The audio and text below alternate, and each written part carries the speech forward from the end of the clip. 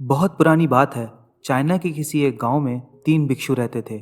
उनका नाम किसी को नहीं पता था, क्योंकि उन्होंने कभी अपने बारे में कुछ बताया ही नहीं। उन्होंने कभी किसी बात का जवाब नहीं दिया। चीन में बस उन्हें 3 हंसते हुए भिक्षुओं के नाम से जाना जाता था।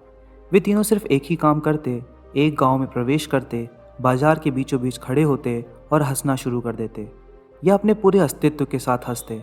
अचानक लोगों का ध्यान उनकी तरफ खींचा चला आता और धीरे धीरे उनके सामने लोगों की भीड़ चारों तरफ जमा हो जाती। वे इतनी एकाग्रता और संपूर्णता के साथ हंसते कि उनकी हंसी को देखकर सारा गांव हंसने लग जाता।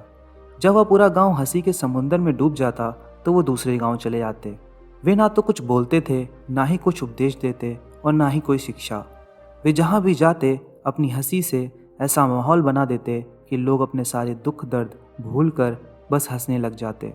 धीरे धीरे चाइना के लोग उन्हें बहुत प्यार करने लगे और वह पूरे चाइना में फेमस होते गए 3 लाफिंग मॉन्क के नाम से। चीन के लोग उन्हें बहुत प्यार करते, उनका सम्मान करते। इससे पहले और उनके बाद भी कभी किसी ने इस तरह से प्रचार नहीं किया कि जीवन केवल एक हंसी होनी चाहिए और कुछ नहीं।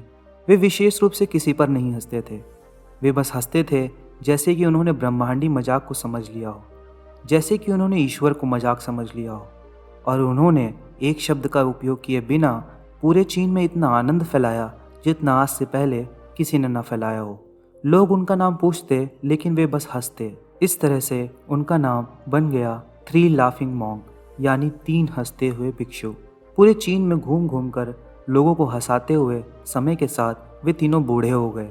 एक रात जब वे एक गांव में ठहरे हुए थे, उन तीनों में से एक भिक्षु की मौत हो गई। पूरा गांव स्तब्ध रह गया। पूरा गांव बहुत उम्मीद कर रहा था, क्योंकि उन्हें लगता था कि जब उनमें से एक की मृत्यु होगी तब बाकी दोनों भिक्षु रोएंगे या देखने लायक होगा, क्योंकि किसी ने उनको रोते हुए नहीं देखा था। जब सुबह हुई तो पूरा गांव इकट्ठा हुआ, लेकिन दोनों भिक्षु तीसरे के लाश के पास खड़े होकर जोर जोर से हंस रहे थे। ऐसी हंसी जैसे उन्होंने आज से पहले कभी ना हंसी हो। गांव के कुछ बड़े बुजुर्गों ने उन्हें समझाने की कोशिश की, यह आपका साथी था और इसकी मृत्यु पर आपको हंसना नहीं चाहिए। तब उस दिन पहली बार उन भिक्षुओं ने लोगों से बात की और कहा, हम हंस रहे हैं क्योंकि यह आदमी जीत गया। हम हमेशा सोचते थे कि कौन पहले मरेगा, लेकिन इस आदमी ने पहले मरकर हमें हरा दिया। हम अपनी हार और इसकी जीत पर हंस रहे हैं। इसके अलावा ये कई वर्षों तक हमारे साथ रहा। हम एक साथ हंसे, हमने एक दूसरे की मौजूदगी और उपस्थिति का आनंद लिया। उसे अंतिम विदा देने का इससे बेहतर तरीका और क्या हो सकता है। हम केवल हंस सकते हैं। लेकिन पूरा गांव उदास था। जब मृत भिक्षु के शरीर के अंतिम संस्कार के लिए चिता पर लेटाया गया तो सारे गांव वालों को एहसास हुआ कि शेष वे भिक्षु केवल मजाक नहीं कर रहे थे। वे तीसरा जो मृत था वह भी हंस रहा था। चीन में यह प्रथा थी कि जब एक इंसान की मृत्यु हो जाती थी तो उसके पुराने कपड़े को उतार कर उसे नहला धुला कर नए कपड़े पहना दिए जाते थे। लेकिन मरने से पहले उस भिक्षु ने अपने साथियों से अपने कपड़े ना बदलने के लिए कहा था। तीसरे भिक्षु ने कहा था, मुझे स्नान मत करवाना, क्योंकि मैं कभी अशुद्ध नहीं हुआ। मेरे जीवन में इतनी हंसी आई कि कोई अशुद्धता जमा ही नहीं हो सकती थी। मैंने कोई धूल जमा नहीं की है।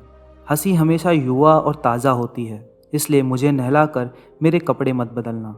जब उस तीसरे भिक्षु के शरीर पर आग लगाई गई तो गांव वालों को पता चला कि उस भिक्षु ने मरने से पहले अपने कपड़ों में कुछ पुराने चीनी पटाखों को छुपा कर रखा था, जो आग लगने के बाद आसमान में फटकर रंग बिरंगे कलर में फैल गया।